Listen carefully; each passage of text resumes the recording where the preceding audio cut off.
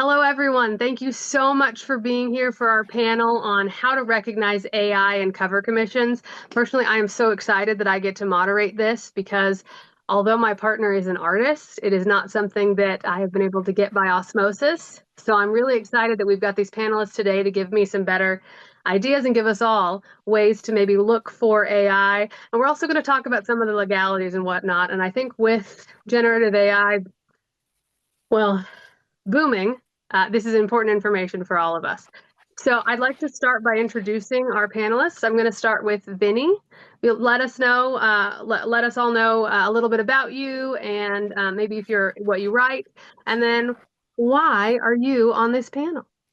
Well, I have been freelancing for over a decade in the video game industry as a 2D and 3D artist, UI designer, 3D animator, programmer, etc. So I know a good bit about AI, and yeah, I just finished writing the Chaos of Harbinger, which is not going to be printed because current events make printing from China prohibitively expensive. Hopefully that clears up. Hi, I'm Chief, or TC Smith. I write mostly epic fantasy, and my second book is came out not too long ago, and I have been a freelance artist for a couple of years now. I take commissions online, and I also have a criminology degree. Hi, everybody. I am Multimind, and sorry that my background is not as awesome as everybody else's. Technical difficulties.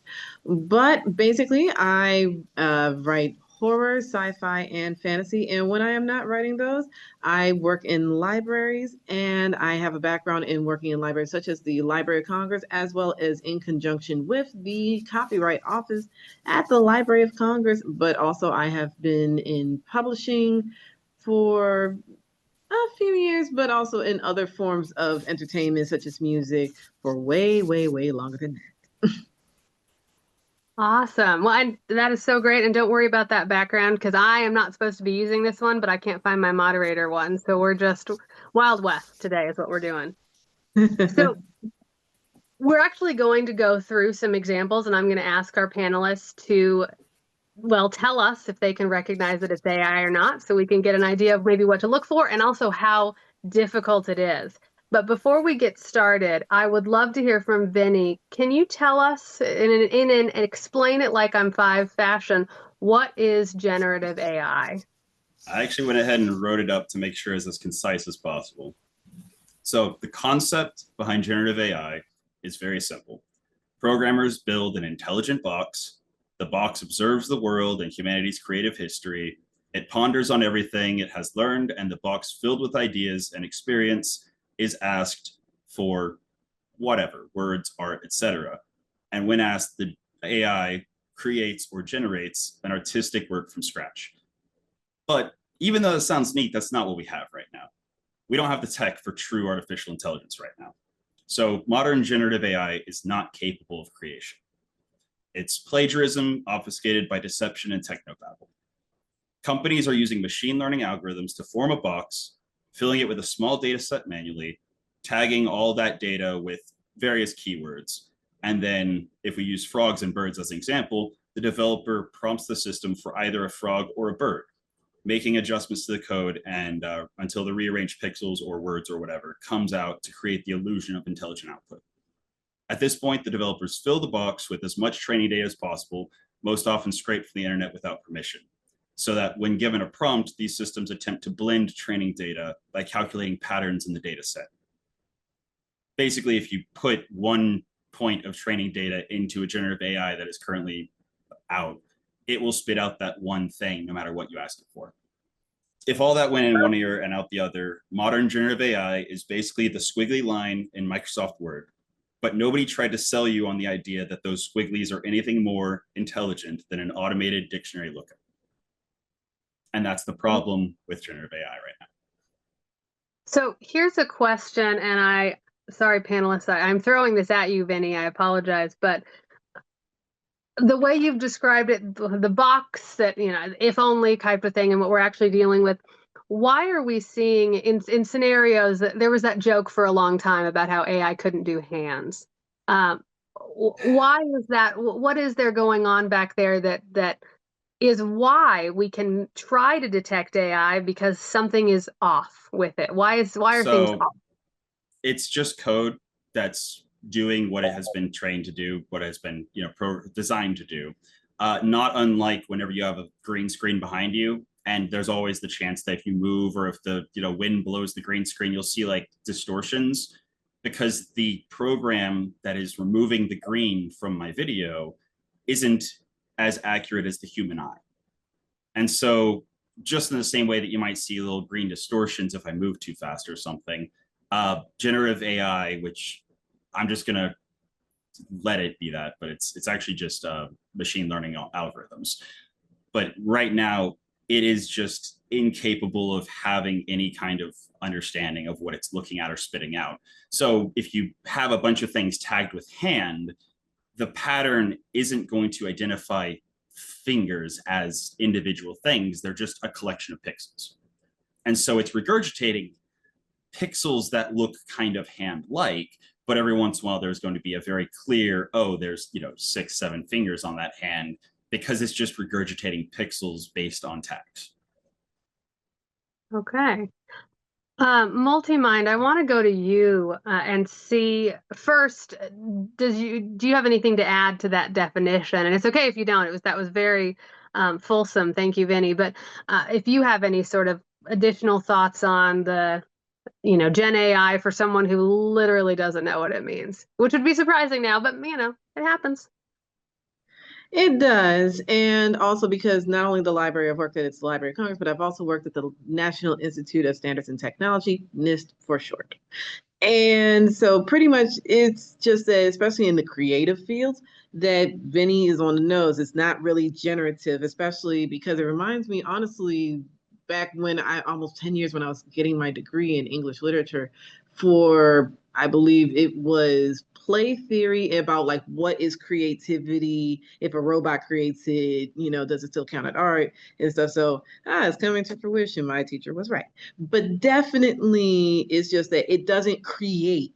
That's the thing. A human mind, you can watch a film or look at a picture and using everything that makes you, your life, your experiences, your perceptions and whatever, that is going to create a brand new piece of art. You can be inspired by something and create something that is nothing like its original form.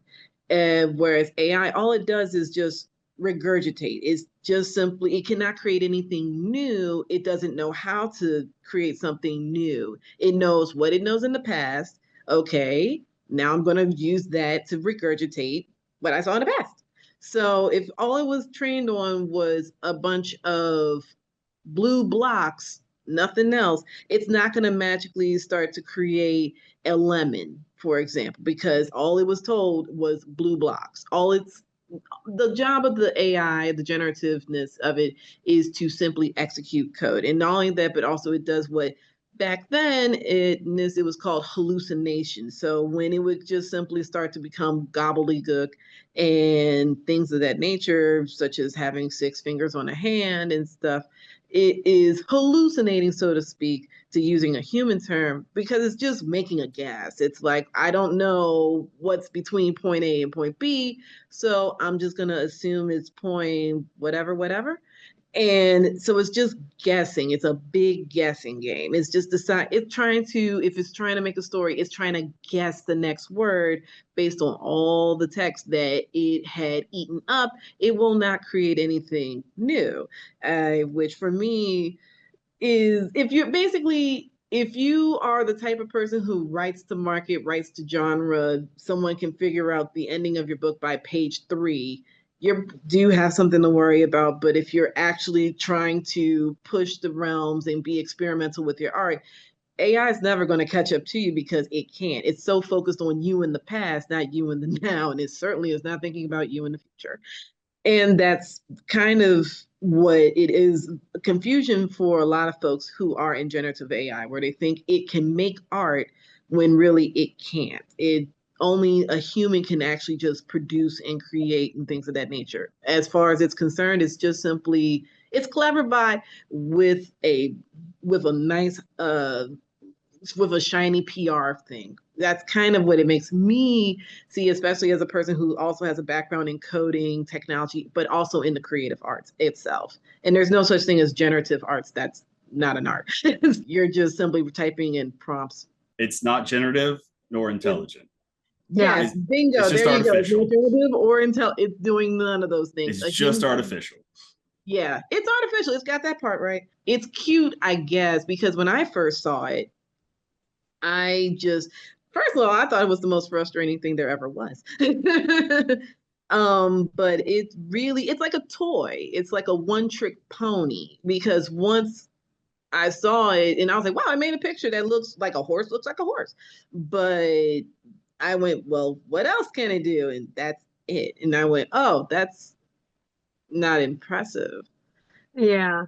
Huh. Well, and I don't want to get esoteric, but I think maybe you'd agree with me that, as you said, humans can create. There is something in our essence that a computer doesn't have, right? I mean, so that this is what we're talking about, I think. Maybe in 200, 300 years, maybe something shorter, perhaps, but it's just that the concept of what is creativity, what is creation, and so on and so forth and stuff. It's right now, computers just it's really just not that great. Even autocorrect I don't have it turned on any of my devices because it doesn't know what I need to say next, or neither is text prediction.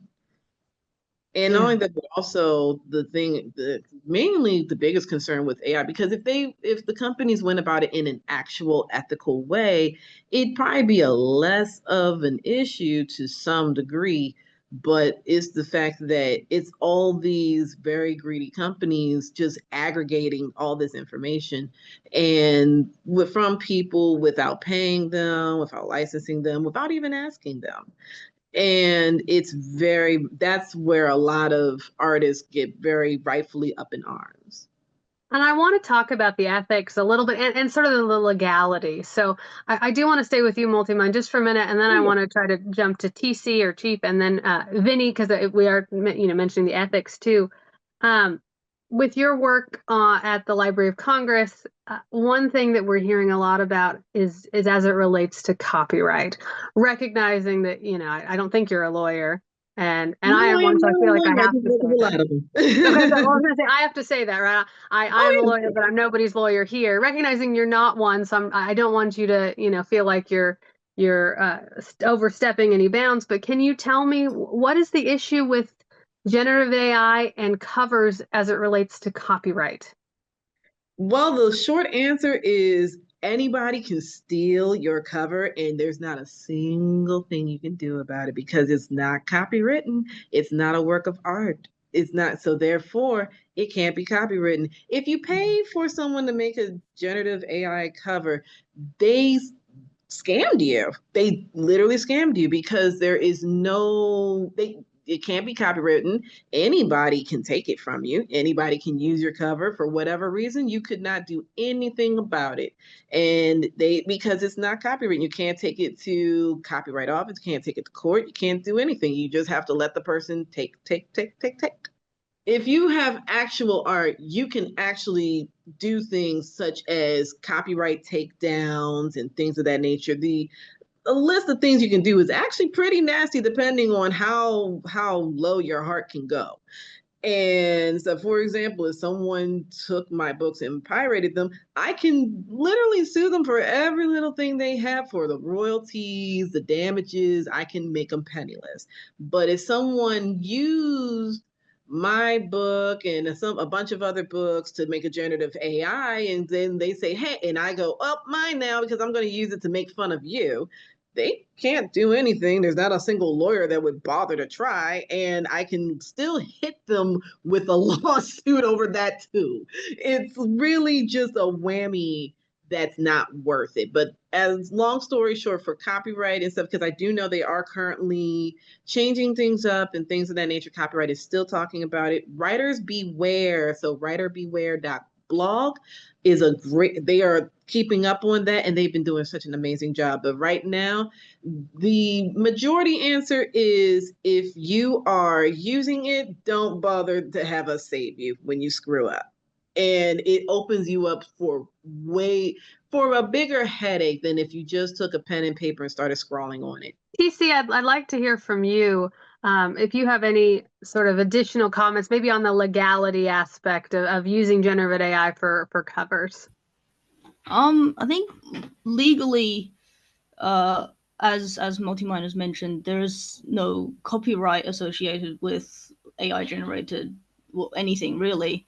But in terms of the stolen art and obviously other pieces of work that have gone into these models for training, there is, because there's no precedent for this kind of thing in the court, like nothing like this has really come up before.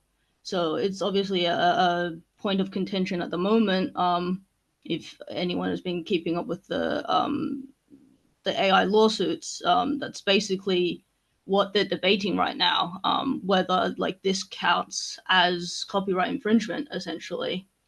And I think as well, because there has been no precedent and because we've never seen anything like it, it is very important to I guess like talk about these things and I guess take a stance, essentially, because that will have a huge impact on I guess how the court deals with it and how the public views it.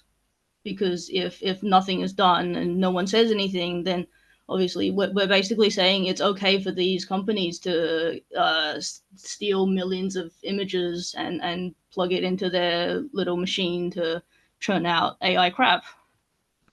Is this happening in multiple countries? If you know, I mean, I know we tend to be U.S. centric, I think, even though we've got panelists and audience from all over the world here at WriteHive. But I know the copyright part is we've been focused here in the United States. Are other countries dealing with the same thing, if you know? I'm not aware of any specific countries, but I know like lots of governments have put in like regulations and stuff, especially in the EU, regarding AI usage, and I think that's also very important because when one government does it, then other countries tend to follow suit. We have an example to follow. Yeah, that makes sense. And if there is no market for snake oil, then the snake oil salesman goes out of business. I like that. This is we're writers here, you know. I like that. Okay. I mean, Well, it's accurate. Very accurate. And plus now, from what I've seen, is that AI, when it's using anything, it makes readers, listeners, everybody else just turn their nose up at it because they're going, oh, you must not have a budget at all. And that's a good thing. yeah. Well, and that is a question definitely down the line is sort of, you know, what could the impact be? But before we get there, I'd really like to go through some examples. I believe it was Vinny is the one who got me on this, and I've got a great detect fakes webpage that we're going to look at. So let me share my screen. The purpose of this particular test that I sent you was to try to help educate the population on how easy it is for them to be duped, because there are so many people that can just see something on the internet and believe that it's true, or believe that, you know, what they saw is an actual thing. So it was an attempt to raise kind of awareness of, hey, you think that this is real, you think that this isn't, you struggle to tell the difference. But I tend to do better. I think we'll all do a little bit better than the average person on these, hopefully. Well, well, and again, if anyone does poorly in here, that just, again, it just shows how difficult this is, really. Mm-hmm. Yeah, I've tried it myself and on my own computer, and I had to like zoom in a lot sometimes to look at lines and things of that nature. So it helped, but still there were times where I was wrong. Well, and let's start with this one. And anyone can start. I don't want to pick on someone who's maybe not quite sure. Will you, Multimind? Okay, Multimind, let's have you go first then. And tell me, is this a real image or an AI generated image? It makes me feel like it is an AI generated image.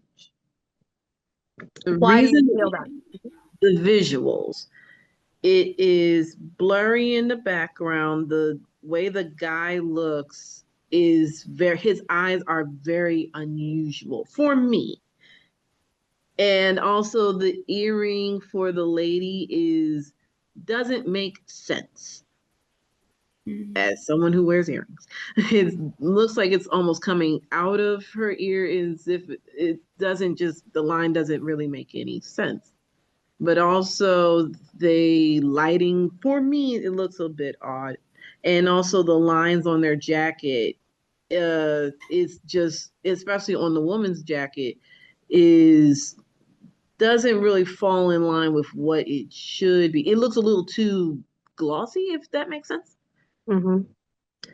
And not that, well, again, this is about knowing how difficult it is. Does everyone else agree No. and sort of think that maybe? Okay, so tell me. So Vinny, what do you see as to why maybe you see markers of this being real? The blurring is most likely because of the focal length of the camera.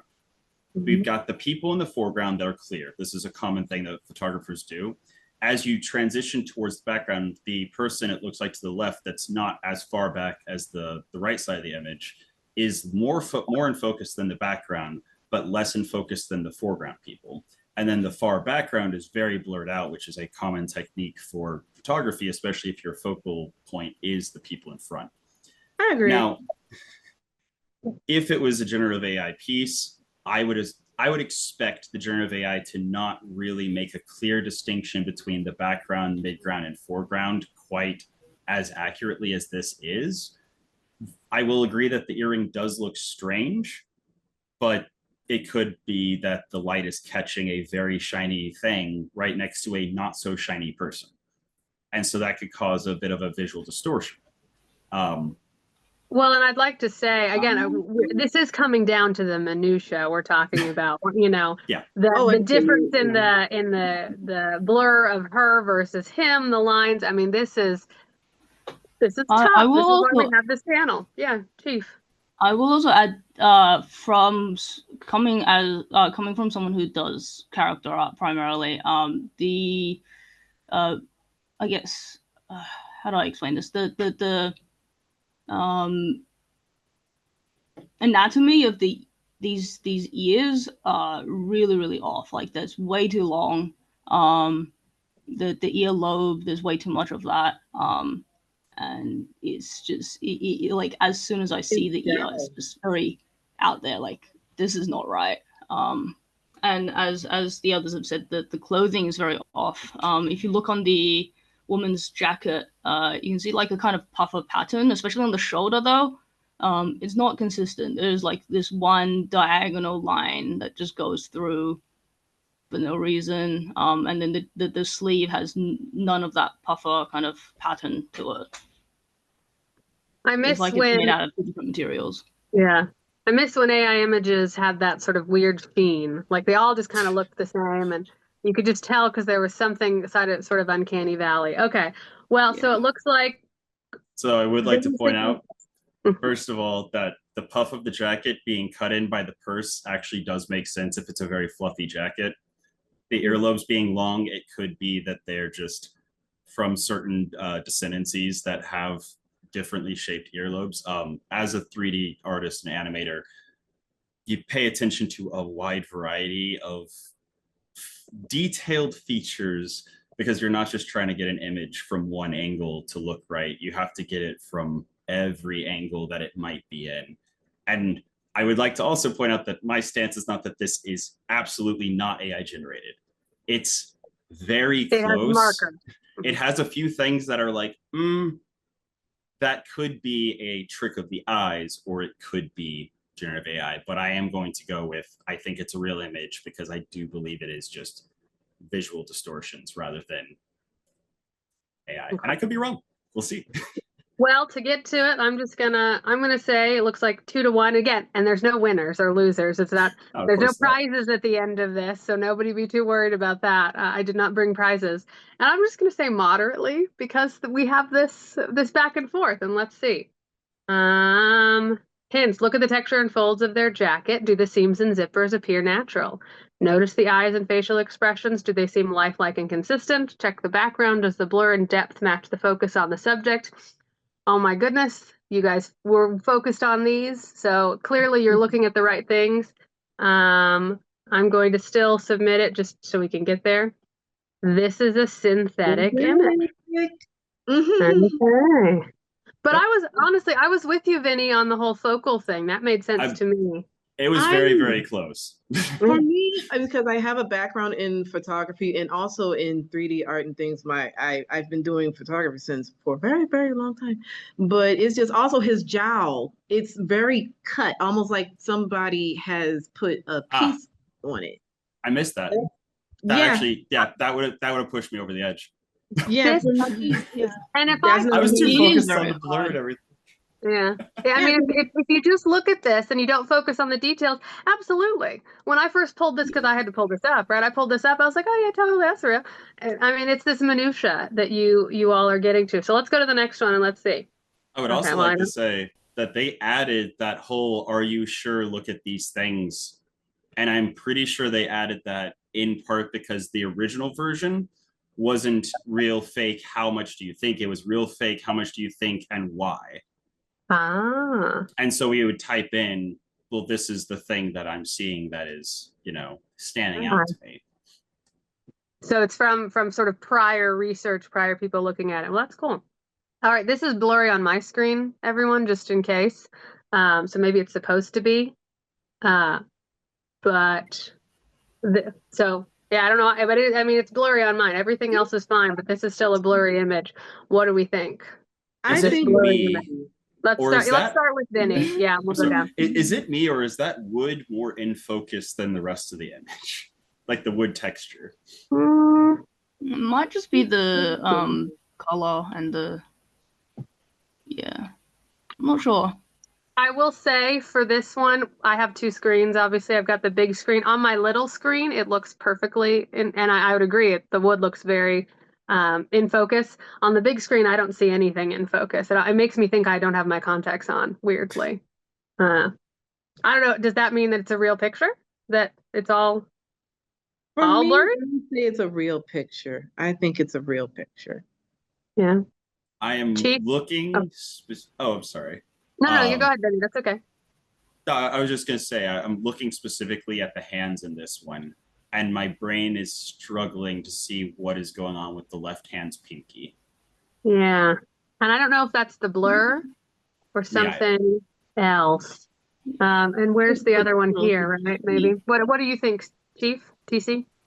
I honestly, I'm not sure, because the hands, they definitely look weird, but it could also just be the image is out of focus and it's hard to see. Yeah. And then if you're looking at the robe he's wearing, the pattern is very, very consistent. I would expect if an AI were to generate this, at some point along generating this whole pattern, it would mess up somewhere. So like maybe like the dots get too big, or it just like disappears entirely, or turns into something else. Actually, now that you mentioned that, do the dots stay a consistent size, or are the dots different sizes on one extreme, like his shoulder to the leg area? It looks like it stays the same. It follows the nap of the gown, so it follows the nap of the gown, to use a sewing term. But it looks, and not only that, but I see on his hand the one that's on the, I believe it's on the medical rack, the one that they put IVs and things on it. He has all 5 of his fingers. And it looks realistic to me. Yeah. Well, I'm inclined to say it's real. Let's say real. I'm going to say moderately 0 and 2. I'm going to say moderately 2, just in case. All right.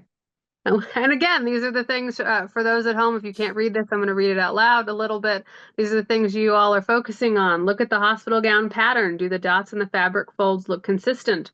Check the man's hands and fingers. Do they appear natural and properly shaped? Look at the IV pole and wall rail. Do the proportions and alignment make sense? All things are we I'm going to do this. I'm not going to change it so we can see it. Yes, this is a real image. I think it's the blur. The I'm blur is happy what's to be getting 0 us. and 2. All right, let's go to the next one. Okay, TC, let's start with you on this one. Yeah, right off the bat, I'm getting weird vibes from it. But I obviously, like looking at it closer, it's a little bit harder for me to like definitively say whether it's AI or not. They don't have symmetrical faces. There's something off about the faces. Is that what you first sort of saw? But when you look at it, humans are not symmetrical, right? So that, I guess, yeah, his eyes or her eyes? They're very, yeah, I'm not really sure how to explain it. It's just that the eyes look kind of creepy almost, but it could also just be a photo. Looking at the clothes, I don't really see anything off about those at a glance. Ooh. The guy's hand on her waist I feel like it might be a bit too long, the arm, but then again, he could have long arms, I don't know. She's got all her fingers.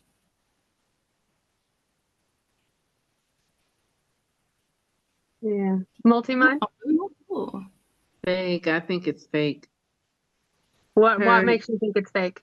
Because her face and neck it's not in proportion. It's like she has a giraffe neck. Yeah, some people do have long necks, but it seems like somebody put somebody else's head on top of the neck and forgot to connect the head to the neck, because if her hair was pushed out the way, and plus her hair's not falling normally in comparison to what the wind theoretically would be, unless she has tresemme from the gods above and below, and it's just not, her face is a little too much on the stereotypical side, and also her hand for her middle finger is bent in a little odd way, almost like it's over curved, like the nail is curved with the finger almost, and the background is pretty blurry. There's a boat in the water, but there's no wake, and it's just a bit confusing. It's just, and also they're not really looking in the same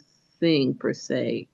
I mean, maybe one might be dozy and the other one's not, but it's that, and also I guess a jacket on his arm, it doesn't really seem to make a whole lot of sense, if that makes sense.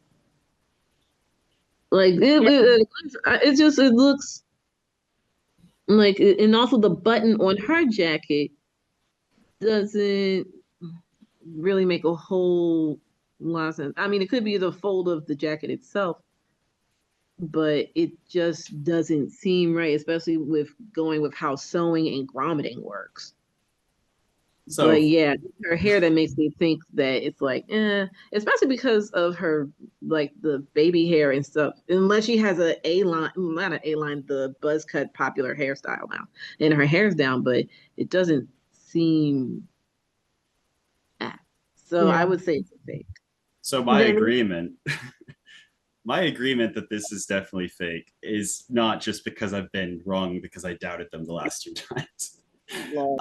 The things that stand out to me is, well, at first glance, I did see the leather on his arm and I was like, what is that? And I stared at it for a while.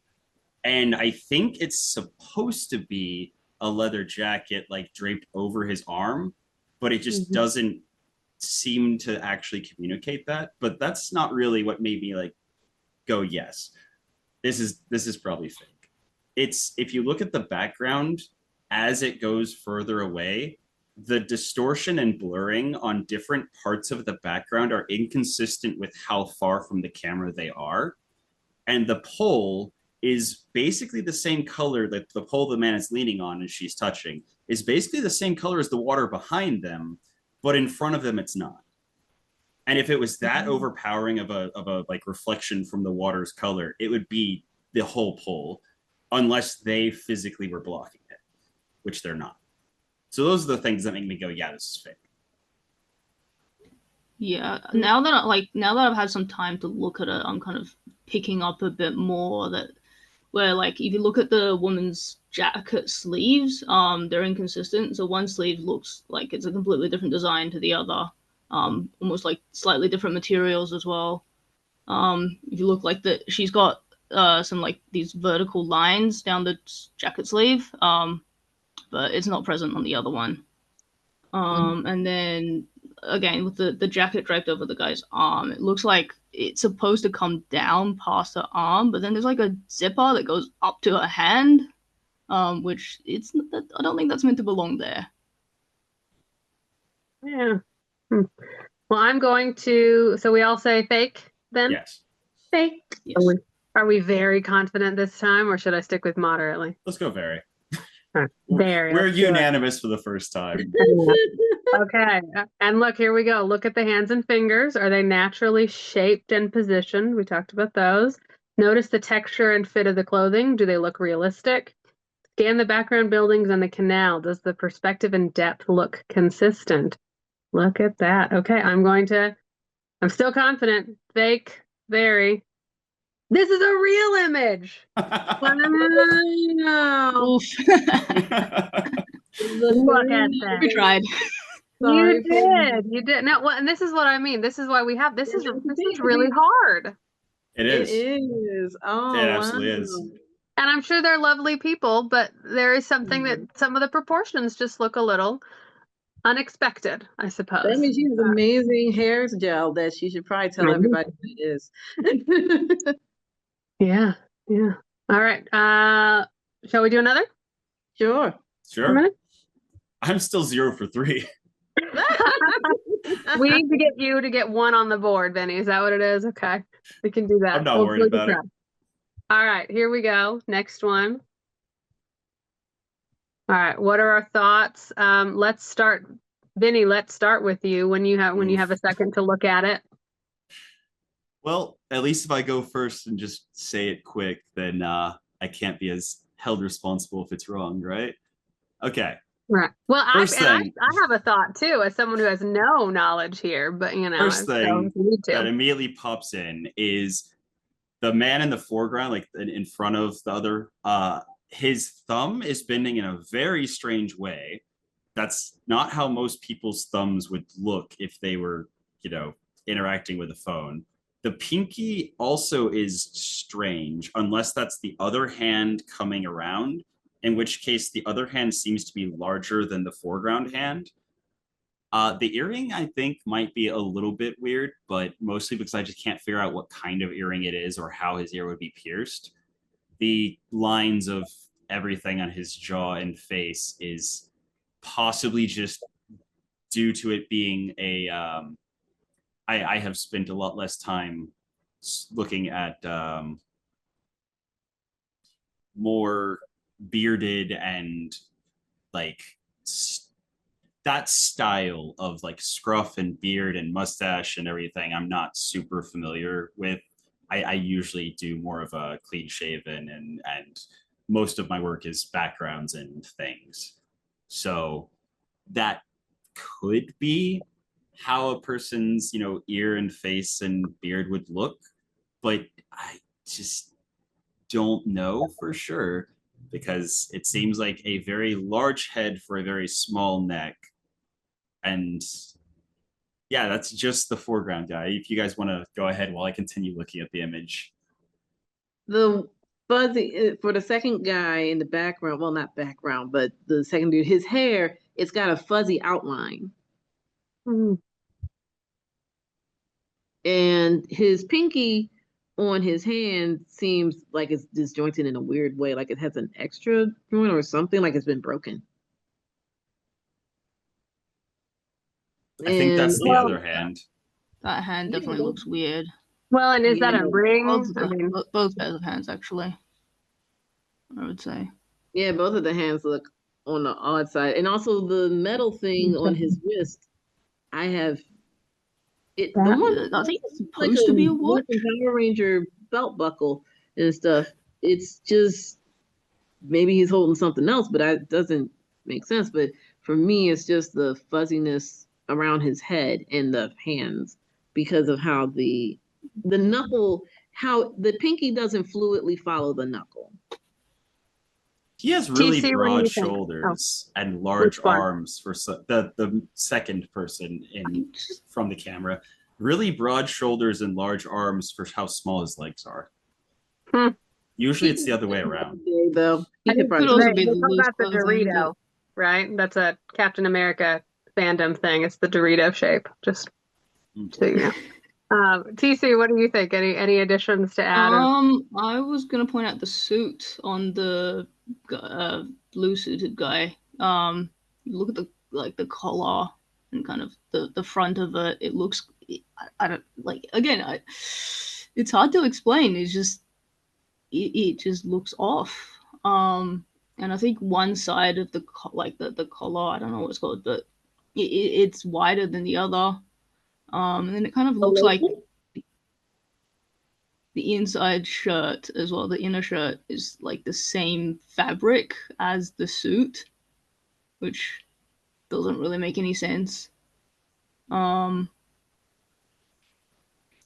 then Yeah, what fabric is this, gentlemen? What are you? What are you wearing here, gentlemen? This, you look like you need a lint roller here, sir, but sorry. Yeah. And then the white shirt of the guy in the foreground as well, like the front of that is kind of like, you would expect it to go kind of straight down, but it curves weirdly. So are we all in agreement then that this is a fake image? I'm gonna say fake this time. I feel bad for the people of the previous image. Since my gut has said fake this time, I'm tempted to change to real just because I have been wrong 3 times. But I'll stick with fake. We all think it's fake, right? Yeah, fake. And before we go, because this one, and let me ask you, and like I said, I do ask my partner when this stuff comes up.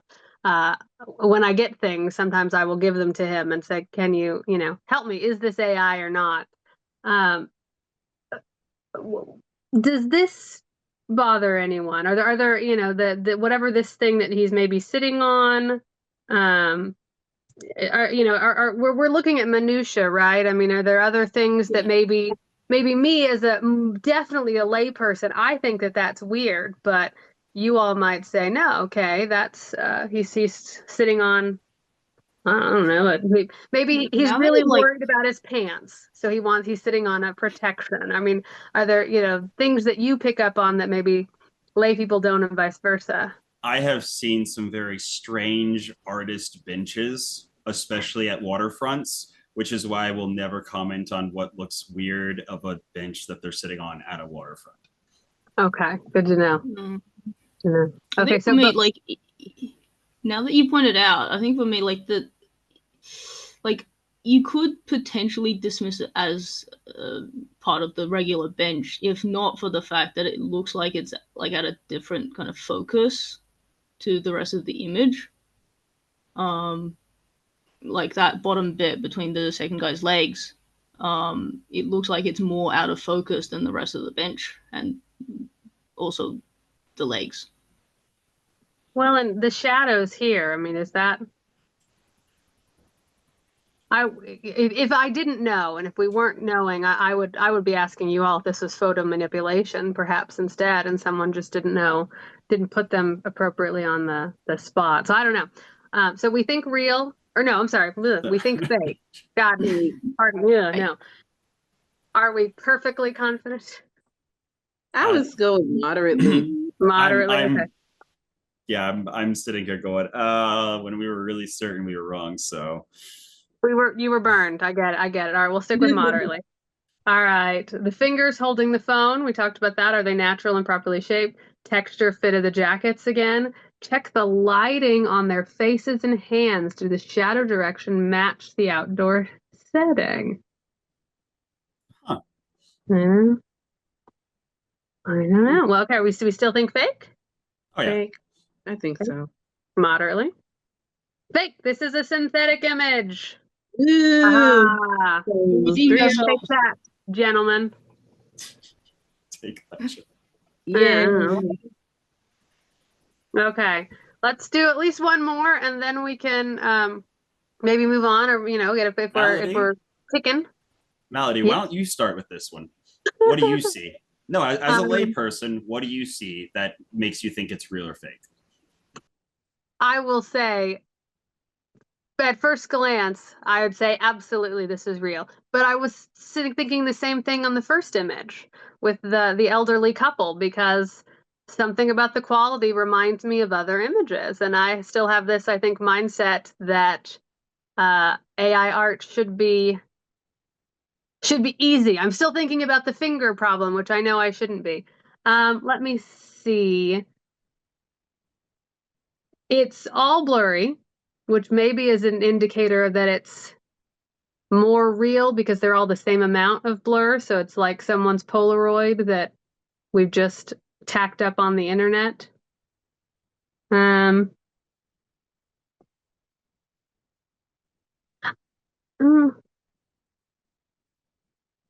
Just have to check my own hands to make sure. I was going to say, because that looked weird, but now maybe that I could see guy holding it like that. Nothing in this one, and maybe it's the black and white, nothing in this one is making me go, aha, yes. But this is, again, why I am not a panelist, because this minutia, I'm looking at this and saying, oh, sure, black and white. Yeah, you guys are totally real. What say you? I'm gonna toss one out before you guys talk, and I'll think later. But I'm trying to figure out why there is the like I forget what they're called, the not crutches but walking The brace? assistant brace, but I can't tell what might be happening with this leg that isn't something that would only be comfortable if your leg was completely fine. I just, as a person who has a physical disability, my left knee is shot, so like I have to wear a hinged brace, and I don't usually sit in ways that would just like be like anyone who doesn't have a knee problem. And so that's the thing that sticks out. I don't know whether it's real or fake. I haven't looked at it long enough yet, but that just makes me go, huh, is that there for a reason? Also, the logic. Fake, the logic of the image, then. Yeah, I'm sorry, Chief, were you I was saying going to something? say, and if it was fake, why would that AI stick that, which is a thing that actually exists, in this seemingly random picture? But yeah, continue. They do Yeah, look to me, before you go, but they do. I mean, this looks like these are, a cadre of bros. They're drinking. I don't know. Maybe there's something more rough and tumble. I don't know. That's interesting. I'm trying to figure out what their shirts say. But sorry, Chief, what were you gonna say? I was just gonna say, are you able to zoom in on the text on the cap? Because generative AI is very famously bad at generating text. I can't zoom in any farther. It looks like it says Rotterdam. And the state looks like Sutton Field, I think. Oh. That could be right. Let's see. There's Field. I think you're right. I don't know if that's a Sutton, but I assume that's a sports team. Probably I'm inclined to say it's not real, in the city. because image generators very famously are not that great at generating text. Yeah. Well, and here I was zoomed in too far. When I zoom in, you guys can't, you all can't see the top, where because you mentioned text, Chief, and so that looks not 8A, 9A, unreal. 10A. Yeah. Yeah. And then the consistent. If the image was generated guys drinking or whatever, why does it seem like only the guy in the middle has drinks? Like the pattern doesn't seem to fit AI. That's what I'm sitting here saying, is like, again, AI is primarily pattern recognition, and I don't see how an AI would give these disparate but yet consistent elements. Here's a Like, question on that. Is it possible there is a wildly specific prompt that could maybe, I mean, is that what this would take? It would take me saying, I want to generate a black and white picture of 3 guys on a bench. One of them is sitting on the back of it. I mean, do I have to get that detailed for AI to sort of generate this particular composure? depends on how it's designed. Composition. Put simply, it just depends on the complexity of the design of the algorithms. I think Well, this is real. I would hazard a guess that this is real. I'm gonna go real. Yeah, 100% same. actually. Very perfectly? I would say moderately.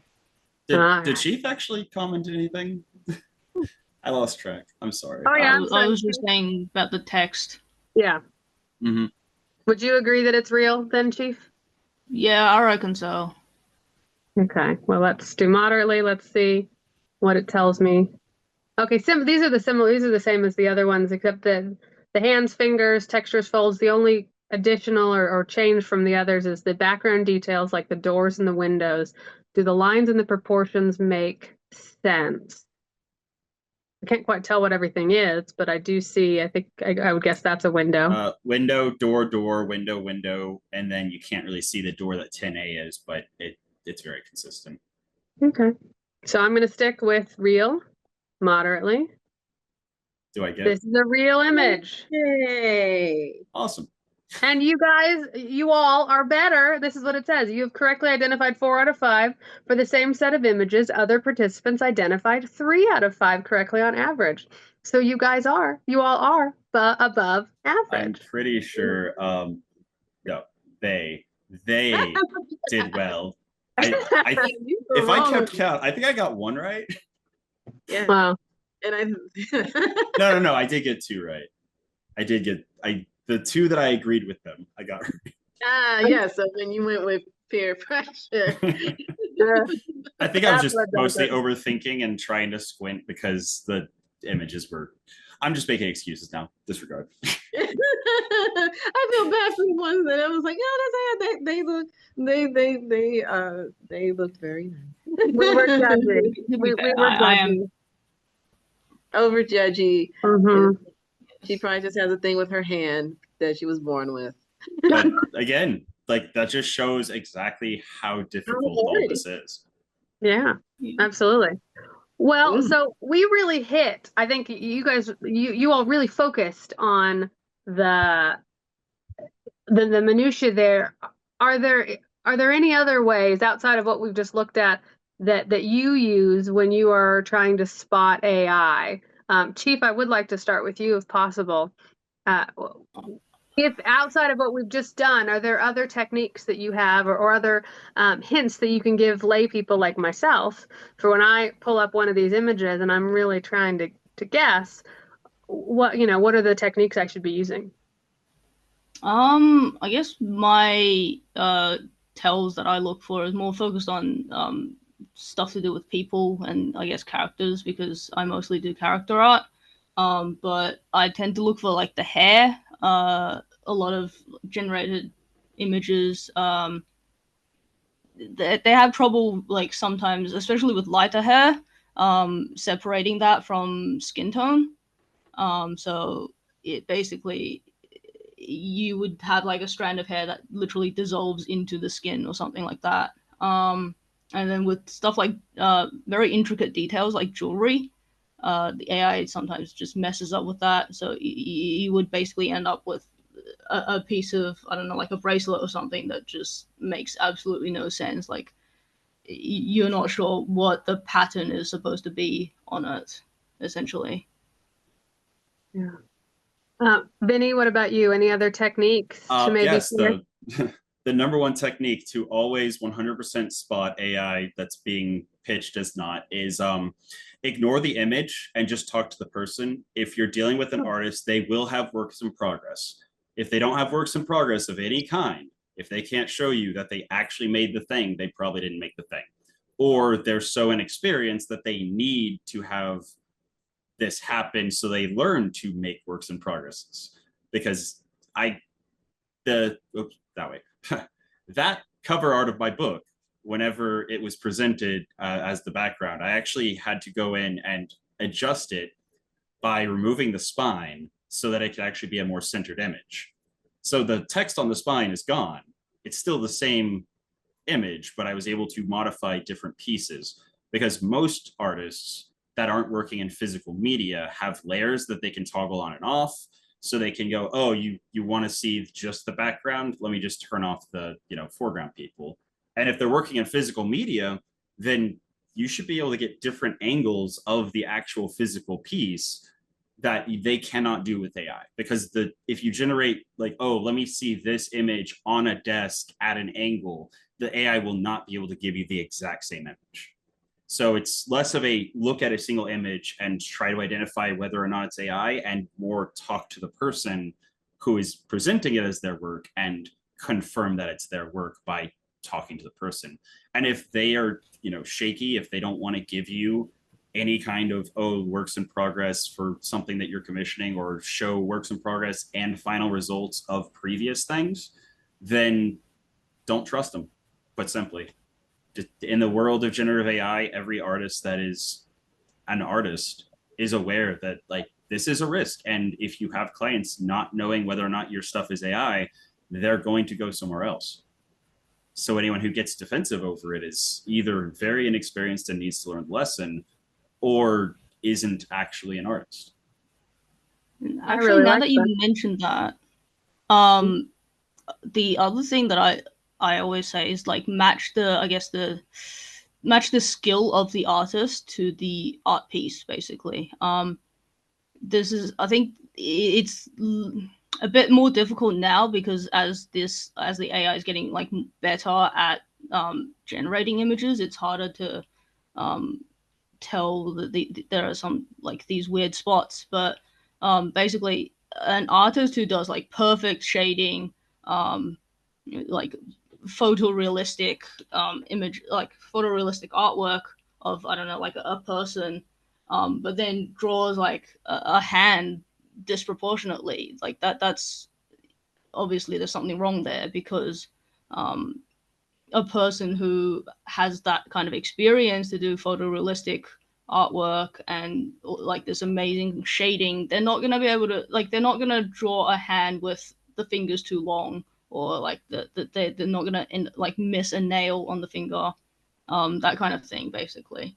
And the other thing is, when you're looking at artist profiles, most AI artists tend to pump out lots and lots of art in very, very short span of time. So that's another really easy tell. If this person is posting 50 art pieces a day, that's physically not possible for a human. Yeah. Multimind, any additions to that, other techniques? I really like the artist discussion, and I want to get to that, and I want to start with you on that question. But before we jump, just in case, any other techniques for spotting it? For me, because with the art I look for, go for diversity and stuff. And one thing I noticed that AI can't do, my hair. It struggles with this. It can't emulate. I have yet to see AI emulate locks perfectly, braids perfectly, curly hair. And so I'm usually looking for characters that look like me. So it's good luck. I put you on God mode now. It's really, and also a lot of AI is still extremely white centered, because also remember who's feeding into the AI. So if you feed it in your human bias, guess what it's going to pump out? And it's not going to correct itself. So for me, I just simply sit here and it's sure, I want to see real bodies and stuff. Real bodies do not look like what, is on Sports Illustrated per se, or on who knows, some awful part of the web. It's basically, I want to see, for example, fat bodies, slim bodies, bodies that are imperfect, bodies with imperfections, because that's how bodies are in real life. If no one believes me, look really hard in the mirror, you'll see something. And it's very much, that's what AI is, more about perfection, because that's what it's taught to do. So for me, as long as I'm going, oh, just give me something diverse, it's going to struggle. I've seen it try to do baby hair and it didn't know what to do. And I went, ha ha, racism wound up helping me become a good little identifier. But also, when it comes to art, is just simply sketch. When I go to my artist edge and stuff, I can literally sit here and say, hey, this is what I want. And she'll show me a sketch. And I'll just go, oh my gosh, that's amazing.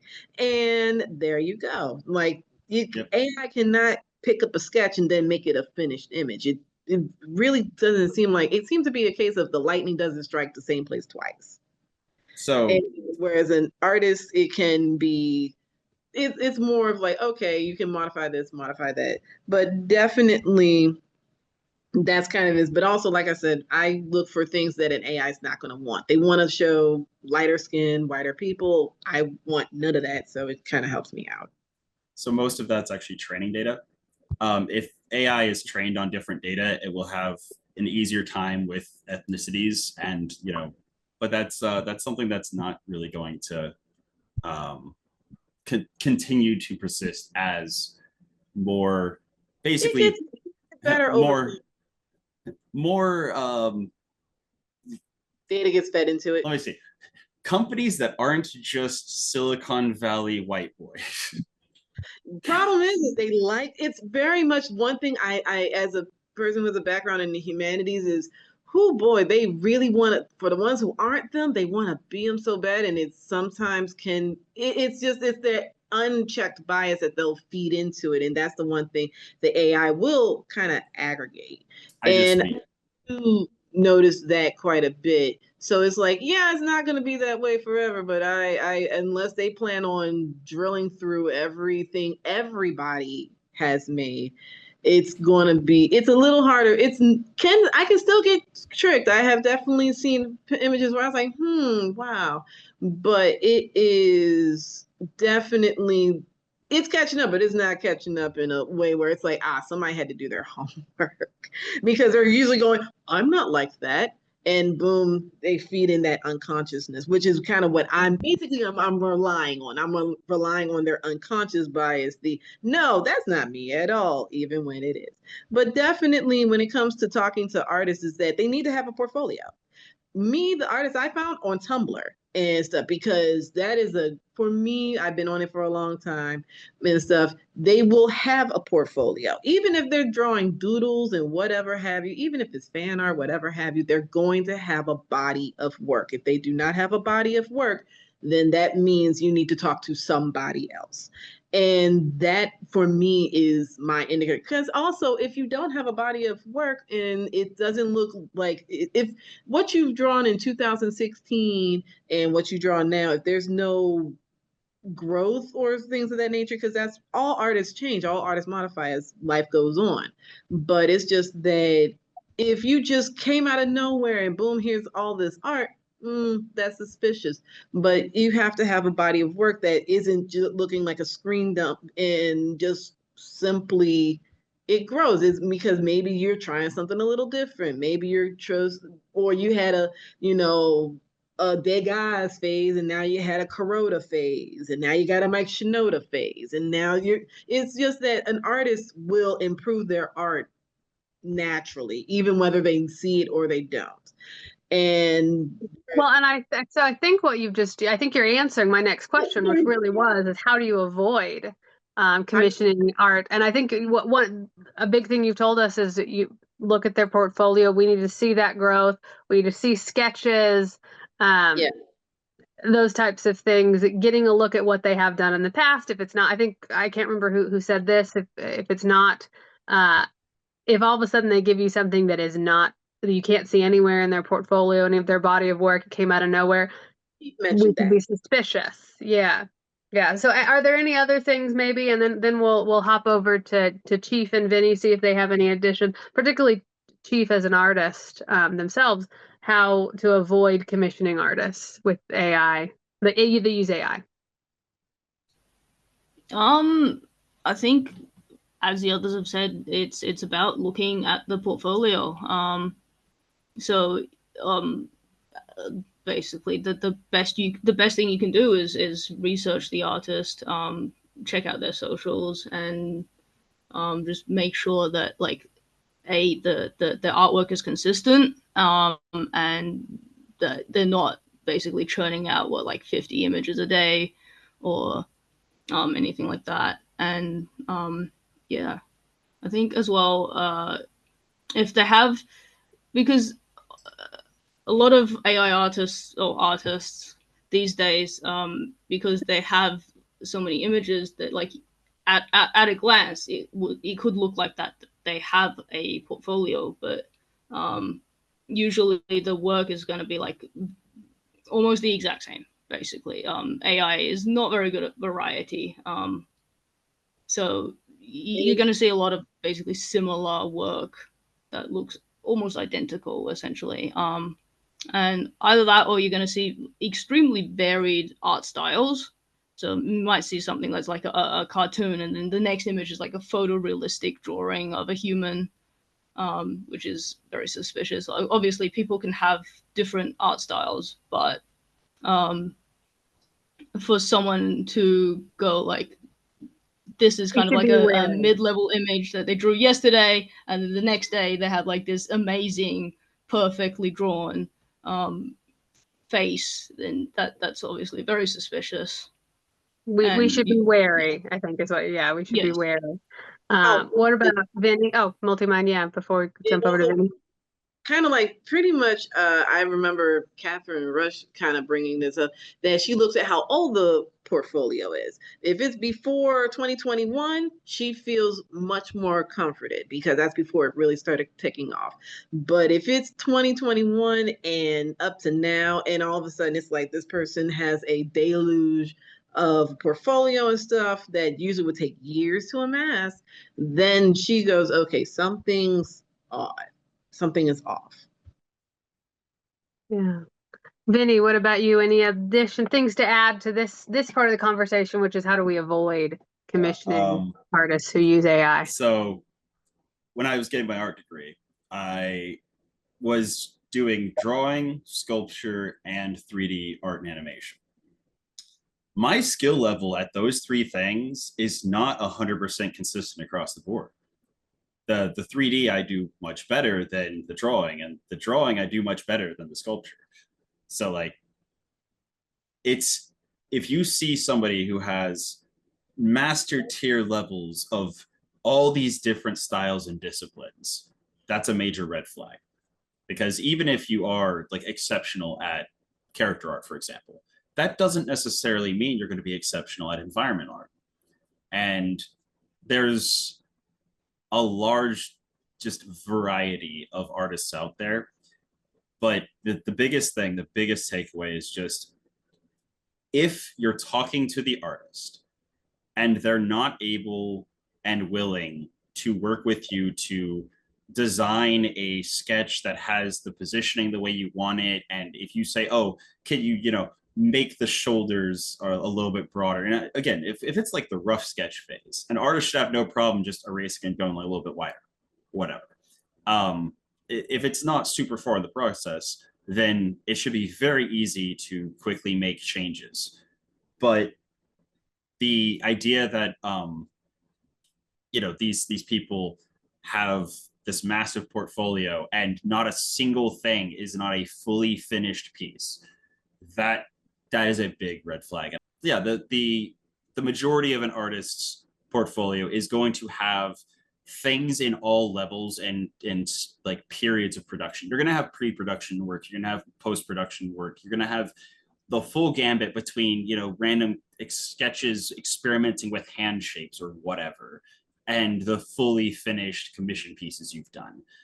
But like, the AI artists don't tend to have any of that. They just tend to have an entire portfolio that's just finished piece, finished piece, finished piece, finished piece, finished piece, with like nothing that would even hint that there was anything before the finished piece. So having an artist work with you in the pre-production and maintain communication through the process is the only surefire way to make sure that you're not getting some kind of AI slop at the end.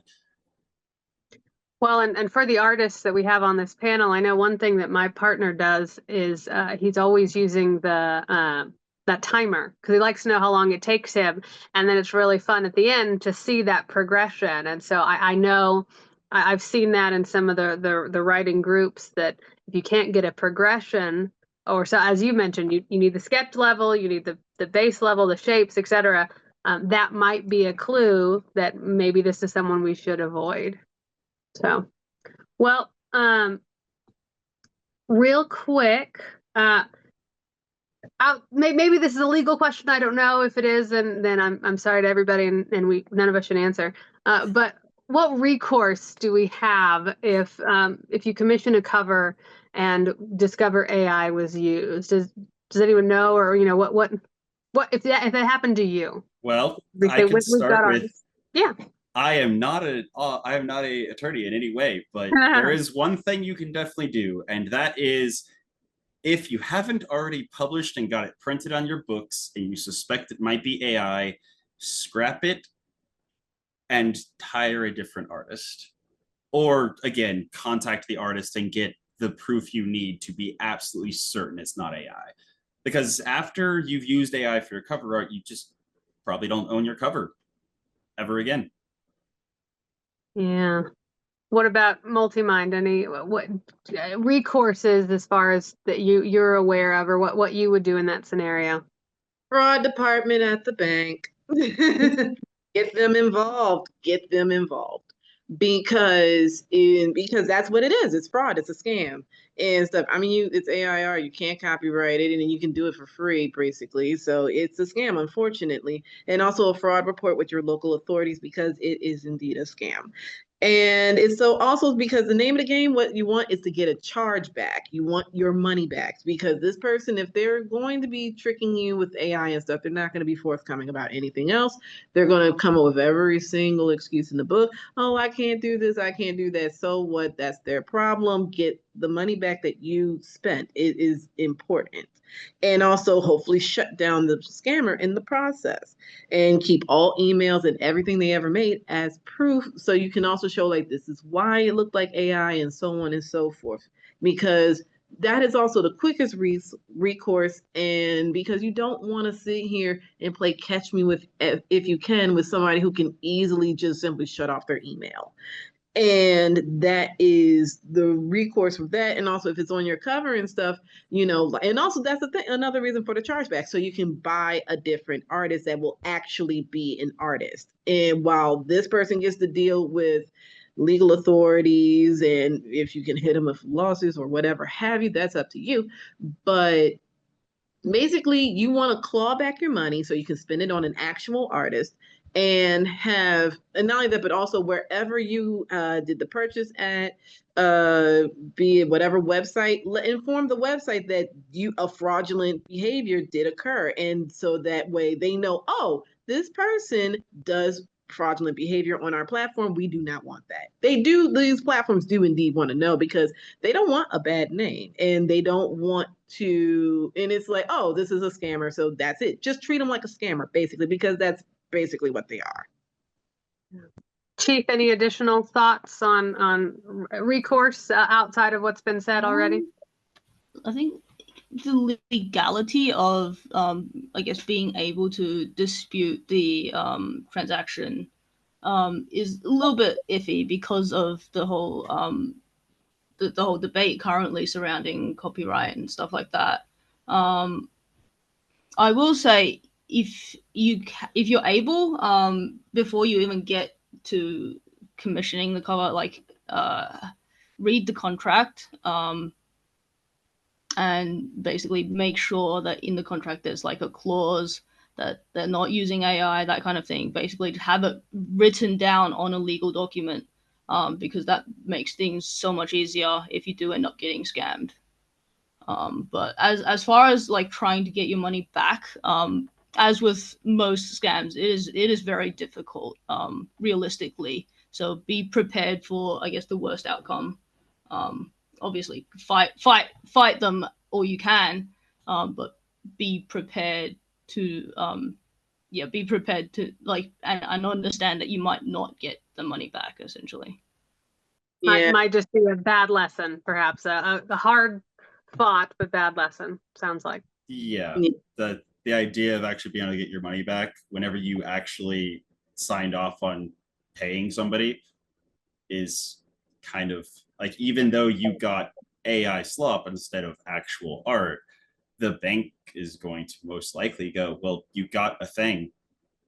So unless you do, as Chief said, have a written contract that they violated, that changes things. But if you just paid somebody, and first of all, if you're getting cover art done by an artist, get a contract, as Chief is saying. Because if they're not willing to sign a contract, then they maintain their own ownership of their work, which means they own your cover. So you have to actually have a contract or some kind of written, legally binding agreement that you are gaining the copyright to the cover art, to use it with the ability to, for example, make posters of your book cover if you want to do that. You only get to do that if you own the copyright to your cover art, which an artist is going to be willing to sell you for a higher price than just a internet commission. They will happily give you the copyright to their work for enough money, which most artists are very reasonable to work with. Just talk with them. And if they seem sketchy, run. We could do a whole other panel about that, about sort of licensing and things like that. Certainly, yeah, good comment, Vinny. Chief, you were going to say something? Yeah, I was just going to say, like, legally, you're not when you're commissioning a cover, you're not gaining the full copyright to the cover itself. The artist always retains that. But what you're doing is getting basically commercial licensing to use that how you see fit, essentially, but to make money off of it, basically. Yep. That's a whole thing that we could get into. Yeah. Next year, maybe 2026. we'll see you again for sure. But definitely, because also with chargeback, because it's also with the rules of the bank. That's why I suggested, because I've had to deal with scammy situations in my life and stuff because growing up, hard knocks on the internet. But definitely, it's usually with the bank, and also in my experience, it's like if you have the proof, but also that's why usually this is on a platform. They're not usually asking for a check or things of that nature and stuff. If they're asking for things like that, that would be a red flag. But pretty much it's usually also so you can convince the platform it happens on and stuff that it is basically what their rules are. Because they sometimes will ignore a contract and will say, well, sounds like you signed a bad contract. But they're just looking at it. And that's why I say in using, the chargeback, because also you have to talk to the fraud department, things of that nature. It's going to be tiresome and it's going to take a while. But, and also, yes, it might work out, might not. But that's why I would say also keep email, artist proof, so that way you can show it to them also of what's going on. Given from my experiences, because usually I'm pretty successful, but that's also because I retain documents of every little thing. I like that. That's smart. Well, so we've been going for a bit. We're last question, and this is an interesting one because obviously everyone has already listened to the panel, and so presumably they know why it's important to recognize AI and commissions. And so I don't want to get into the legalities. We've talked about copyright. Give me a 2-sentence spiel. Why does this matter? And let's start with Vinny. Why does it matter? What's the impact to this? To why should everyone have listened to this and they tell their friends to come and also listen? Sentence number 1 is you have to know what's going on to be able to recognize when you are making a mistake.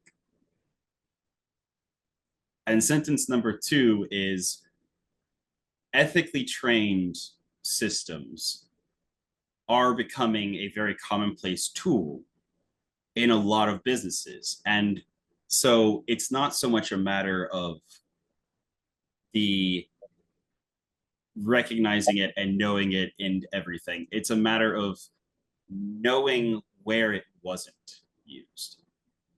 I feel like it's just mostly the mistake is being ignorant to what AI is able to do, at which point you are making that mistake. Awesome. All right, Chief, I'm coming to you. Again, ignoring the Phew. legality part, why was this panel important for all of us authors listening and Okay. watching? 2 sentences if possible, because I made Vinny do that. So 2 sentences. 2 sentences. Okay. Because we're over time.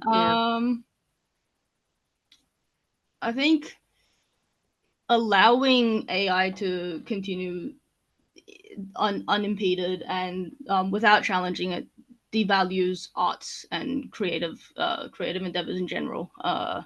It also, it's not just about AI covers or AI art. It spills into all parts of the creative industry, like writing and music and stuff like that as well. Voice so acting. It's not just like a situation where this one particular area is affected. We're all affected. Yeah. Awesome. Multimind, tell me your sort of why does all this matter? Basically, it winds up inviting unneeded distrust and unneeded suspicion into your work, because if the cover is AI and they're fine and dandy with it, they can easily wonder if the same is about your own work and if you even wrote anything you have out there, which is not necessary for anyone to deal with.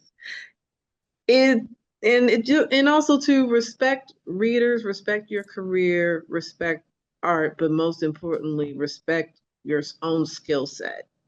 If you feel like you can't do it, find something else to do. And if you feel like you can do it, then actually do it. I like this as a sort of a good ender for why this is important, and it's outside of these walls. So thank you all so much for being here. This was fantastic. I wish we could have done so many more of those images, but we would have gone even longer, because listening to you all talk through them was just absolutely fascinating and helpful to me, so that then I can try to pinpoint, okay, well, let me look at the folds of that jacket again. Now, before we go, some of the panelists may be able to be there in person, as it were, come July when we have the conference, and so they will be here for some questions. If not, you can send those questions and I can send them along.